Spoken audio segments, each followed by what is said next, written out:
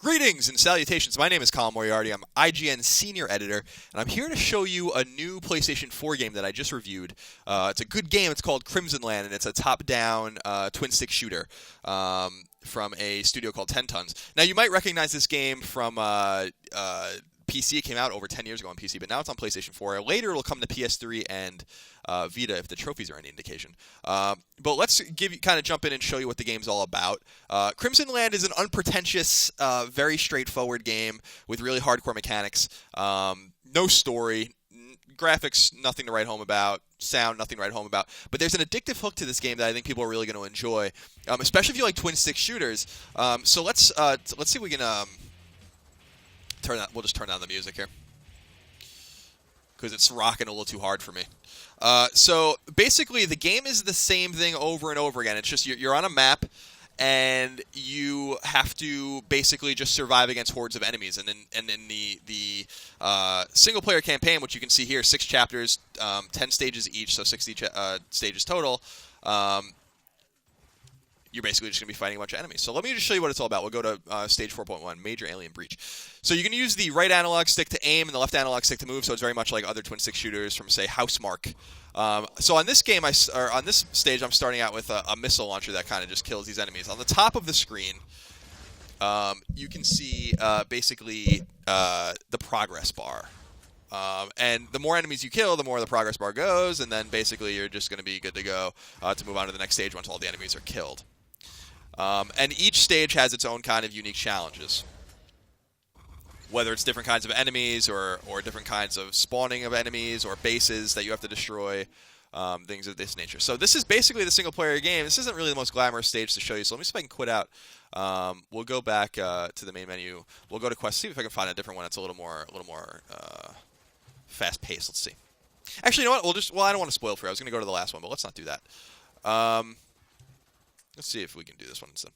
Yeah, so this is more like it. We're starting with like a basic kind of weapon, a pistol. As you kill like one of the first enemies on a stage, they'll start dropping items and other weapons for you to have, and then you can basically.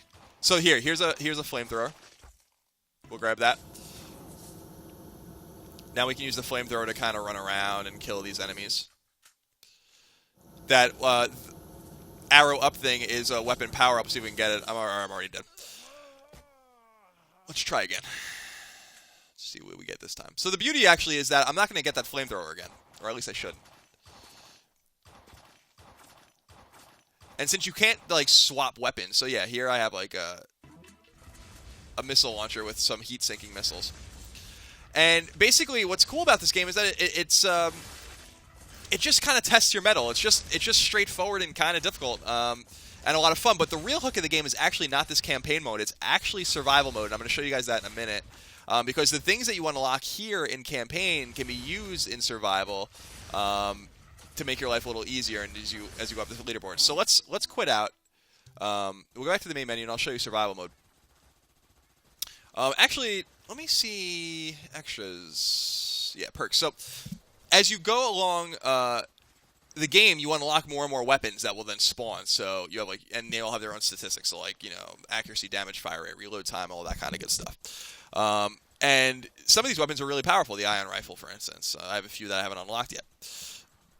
Perks are even more interesting because these perks can only be used in survival mode, but you can only unlock them by playing the campaign, which means there's a hook to play the campaign. There's a reason to actually do it. And these perks are extraordinarily useful, and you'll see they pop up every time you level up in survival mode. So they'll have their different uses. Some of them are really insane. So let's jump in and we'll kind of take a look at them in practice and see what they're all about. So survival mode is made up of 5 of its own modes. I really feel like all these other modes are throwaway. Rush, Weapon Picker, Nuke Fism, and Blitz are all kind of throwaway. Survival itself is where it's at. And let's see where I'm at on the leaderboards right now, because I haven't really looked.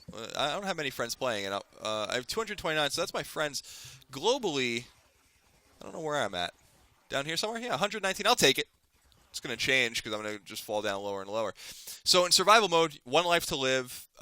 You get what you get as far as weapons are concerned. Enemies keep coming. You get no safe time to kind of figure things out. It just gets crazier and crazier. And you're going to see basically all of the different enemy varieties from the game.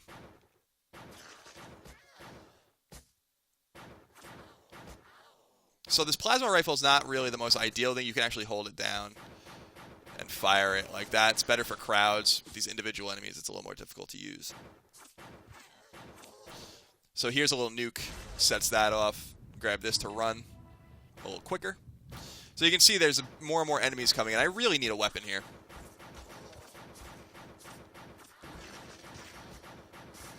So one of the things I really like about this game, I gave it a 7.5, is that it really does risk reward really nicely. Like you feel like you did something when you really get a good score or something of this nature.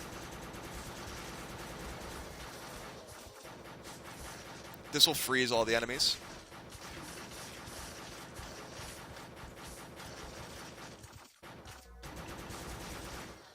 Alright, so here I've leveled up. Now a perk thing pops up. Now I have 4 options. Unstoppable. Monsters won't slow you down when they actually hurt you. Bandage. So this will restore your health if you're really hurting. Dodger. It seems so stupid to just take it all. So every time an enemy hits you, it actually might not hit you. And regeneration. Now this is actually one of the most important perks, and I'm going to pick this one. This replenishes your health at a very slow rate. So if you get injured, and you can just stay away from the fray for a little while, you'll actually regain your health. This is an interesting item up here. Let's see if we can get it.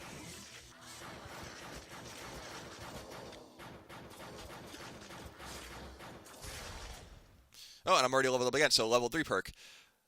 So this will actually raise the camera up a little bit and show you more of the screen. Greater regeneration. So that's getting regeneration and then greater regeneration on top of each other is actually somewhat rare, so that's pretty awesome. Fatal Lottery will give you more experience points and you might die. Poison bullets will poison your enemies. I'm going to go with greater regeneration.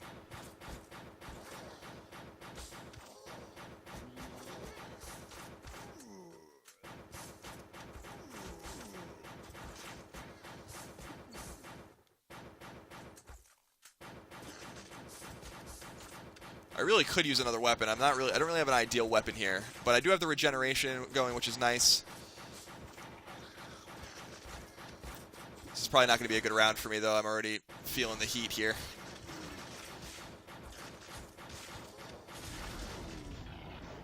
That infinity sign that I picked up slows everything down for a little while, which isn't all that useful, I guess, because it slows you down, too. But nonetheless.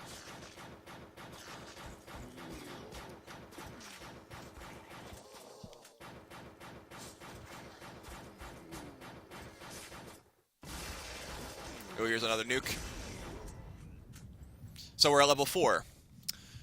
So I can trade 1/3 of my health to receive 2/3 attack damage on enemy attacks. This will let me load a little quicker. Yeah, so let's see. What do we want to do? Stationary loader. No, we'll do this one.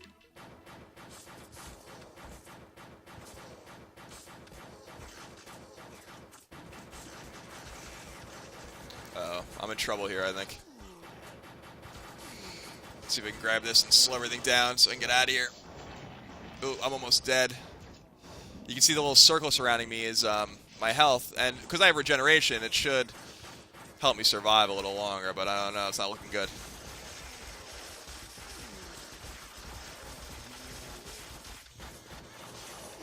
Yeah, I'm in a lot of trouble here.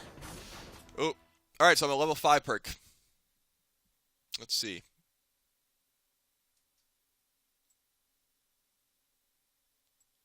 Might actually take this. I actually need it right now to heal myself.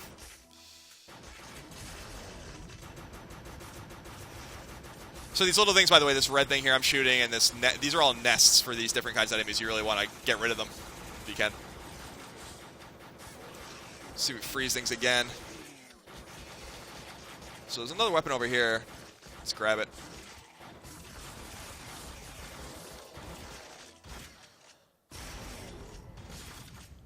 So I have a shotgun now, which is nice.